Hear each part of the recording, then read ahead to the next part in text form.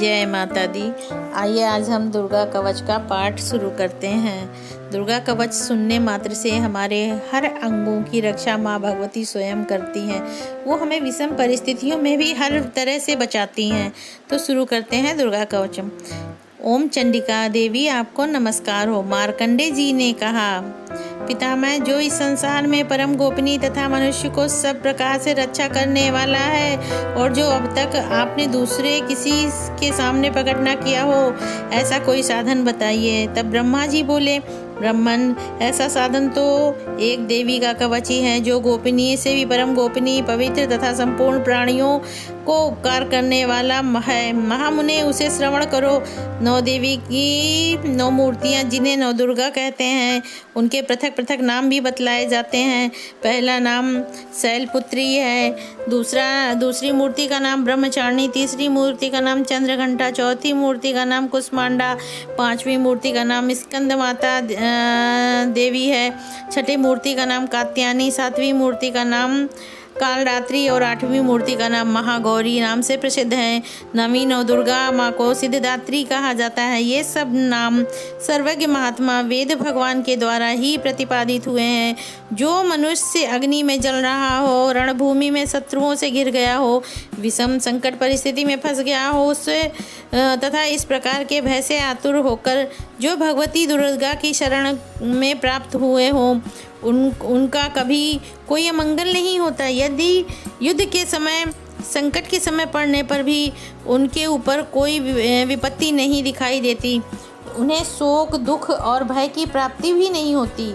जिन्होंने भक्ति पूर्वक देवी का स्मरण किया है, उनका निश्चय ही अभ्युदय होता है। देवेश्वरी, जो तुम्हारा चिंतन करते हैं, उनकी तुम निसंदेह रक्षा करती हो। चामुंडा देवी प्रेत पर आरूढ़ हो वराही भैंसे पर सवारी करती हैं। ऐन्द्री का वाहन ऐरावत हाथी है। वैष्णवी गरुड़ पर और आसन जमाती हैं। महेश्वरी वृष पर आरूढ़ होती हैं। कौमारी का वाहन मयूर है। भगवान विष्णु की प्रियतमा माँ लक्ष्मी कमल के आसन पर विराजमान है और हाथों में कमल धारण किए हुए हैं। वृष पर आरूढ़ ईश्वरी देवी श्वेत रूप धारण कर रखा है। ब्राह्मी देवी हंस पर बैठी हुई हैं और सब प्रकार के आभूषणों से विभूषित हैं। इस प्रकार ये सभी माताएं सभी प्रकार की योग शक्तियों से संपन्न हैं। इनके सिवा और भी बहुत सी देवियां हैं जो अनेक प्रकार के आभूषणों की शोभा से युक्त तथा नाना प्रकार के रत्नों से सुशोभित हैं।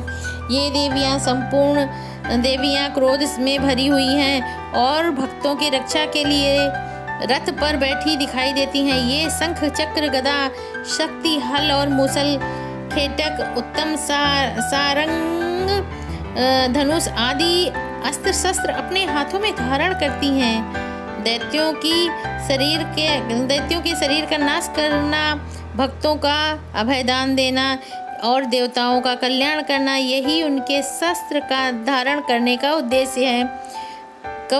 महान रौद्र रूप, अत्यंत घोर पराक्रम, महाबल और महान उत्साह वाली देवी, तुम महान भय का नाश करने वाली हो। तुम्हें नमस्कार हो। तुम्हारी ओर देखना भी कठिन है। शत्रुओं का भय बढ़ाने वाली जगदम्बिके, मेरी रक्षा करो। पूर्व दिशा में ऐन्द्री इंद्र शक्ति, मेरी रक्षा करो। अग्नि कोण में अग्नि शक्ति, दक्षिण में वराही, नैऋत्य कोण में खड्ग धारणी, मेरी रक्षा करें।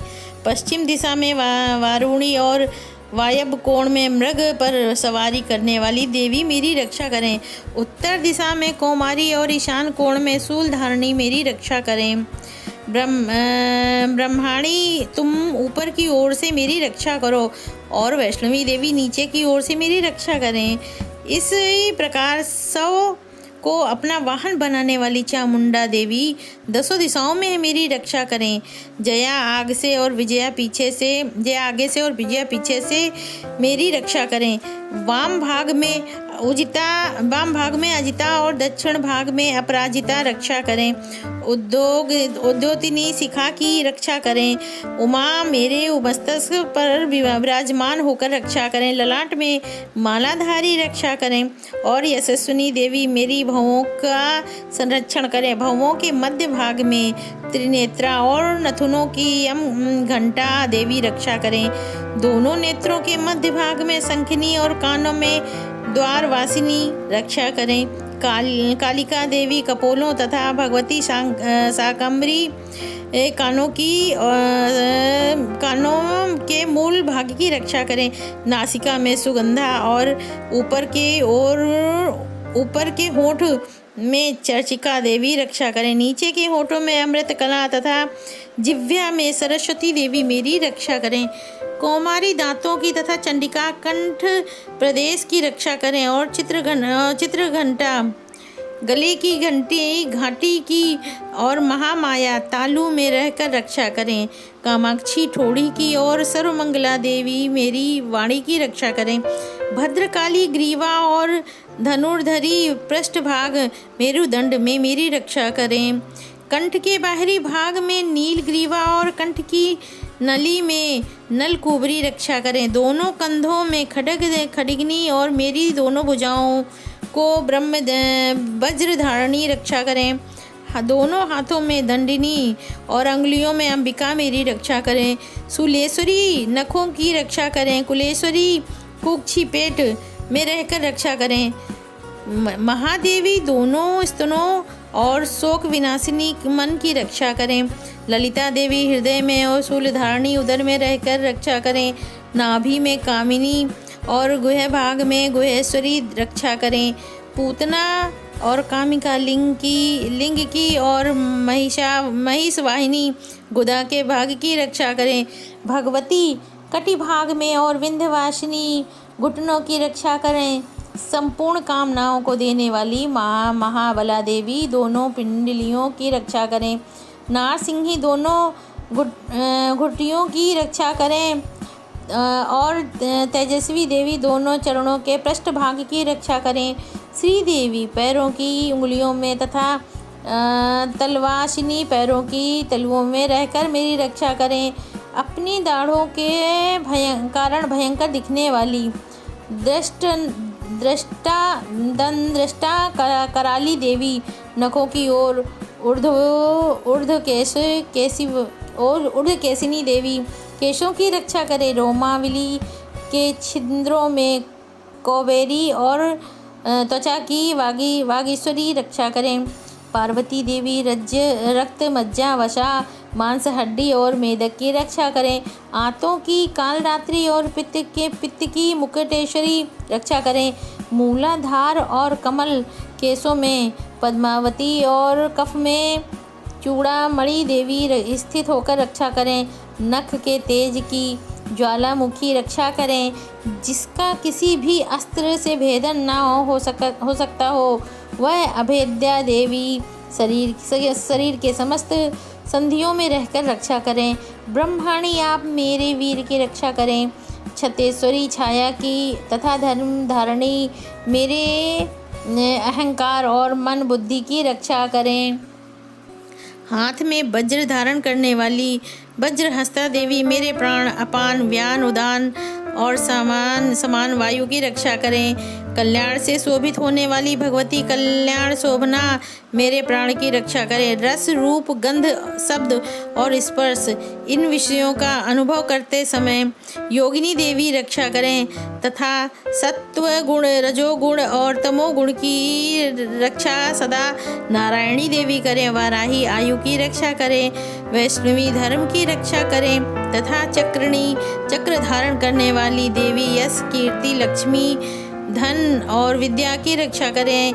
इंद्राणी आप मेरे गोत्र की रक्षा करें। चंडिके तुम मेरे पशुओं की रक्षा करो। महालक्ष्मी पुत्रों की रक्षा करो तथा भैरवी पत्नी की रक्षा करो। मेरे पथ की सुपथा और मार्ग की क्षेमकरी रक्षा करें। राजा के दरबार में महालक्ष्मी रक्षा करें तथा सब ओर व्याप्त रहने वाली विजया देवी संपूर्ण भयों से मेरी रक्षा करें। देवी, जो स्थान कवच में नहीं कहा गया है अतएव रक्षा से रहित है, वह सब तुम्हारे द्वारा सुरक्षित हो, क्योंकि तुम विजयाशालिनी और पापनाशिनी हो। यदि अपना शरीर का भला चाहते हो तो मनुष्य बिना कवच के कहीं एक पल भी नहीं रख सकता। कवच का पाठ करके ही यात्रा करें। कवच के द्वारा सब ओर से सुरक्षित मनुष्य जहाँ जहाँ भी जाता है वहाँ वहाँ उसे धन लाभ होता है तथा संपूर्ण कामनाओं की सिद्धि करने वाली विजय की प्राप्ति होती है। वह जिस भी अभीष्ट वस्तु का चिंतन करता है उसको वह निश्चय ही प्राप्त हो जाती है। वह पुरुष इस पृथ्वी पर तुलना रहित महान ऐश्वर्य का भागी होता है। कवच से सुरक्षित मनुष्य निर्भय हो जाता है। युद्ध में उसकी पराजय नहीं होती है। वह तीनों लोकों में पूजनीय हो जाता है। देवी का यह कवच देवताओं के लिए भी दुर्लभ है, जो प्रतिदिन नियम पूर्वक तीनों संध्याओं के समय श्रद्धा के साथ इस पाठ का पाठ करता और सुनता है, उसे देवी की कला प्राप्त होती है तथा वह तीनों लोकों में कहीं भी पराजित नहीं होता है। इतना ही नहीं, वह अपमृत्यु से रहित हो 100 से भी ज़्यादा अधिक वर्षों तक जीवित रहता है।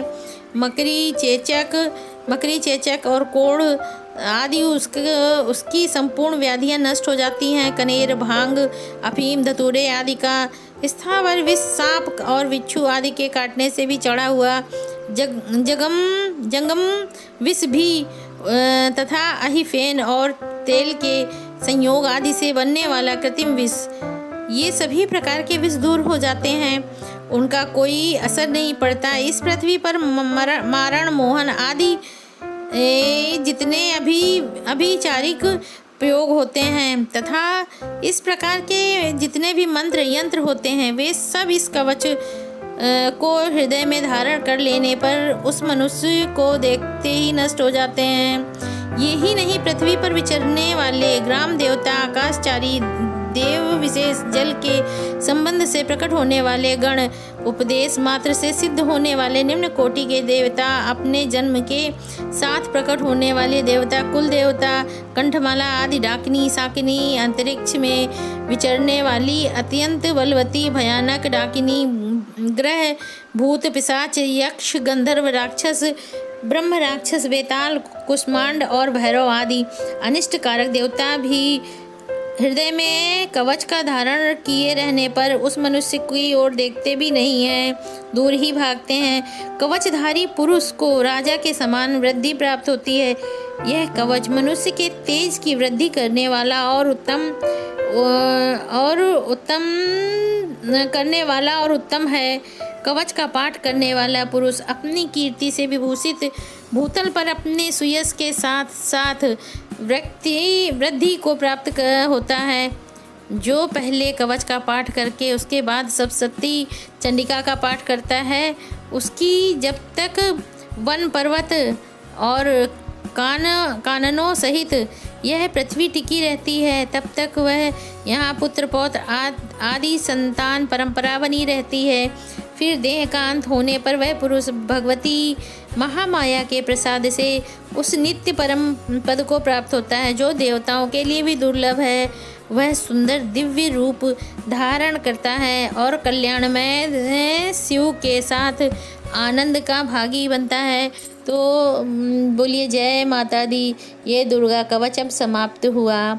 इसका पाठ करने मात्र से हमारी हर तरह से रक्षा करती हैं माँ भगवती।